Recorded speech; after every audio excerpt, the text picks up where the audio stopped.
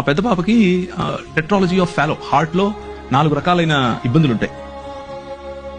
నేను ఒక రోజు కారు తోలుకుంటూ బయటకు వచ్చి గట్టిగా రోడ్డు మీద నిలబడుకుని అరుస్తున్నాను.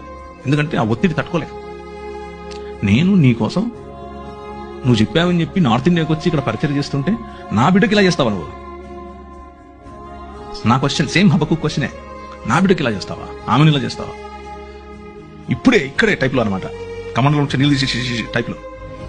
ప్రభు అన్నాడు. ఏం మాట్లాడలేదు ఆయన, ఏం మాట్లాడాల. ఒక 2 ఏళ్ళు నేను అలిగా ఆయన మీద. వాక్యం చెప్తున్నా, తిరుగుతున్నా, మొత్తం ప్రపంచం అంతా వెళ్తున్నా, కానీ ఆయనతో మాటలేవు. అలిగాను అన్న. Then one day God spoke to me and said, చూస్తూ ఉండు నువ్వు.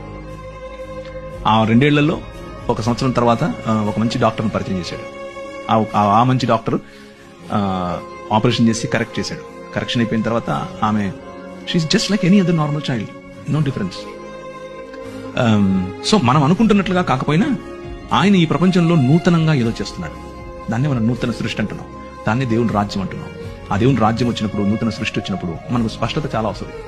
కీర్తనల్లో 1/3 కనీసం ఒక 30% కీర్తనలు అన్నీ ఇవే.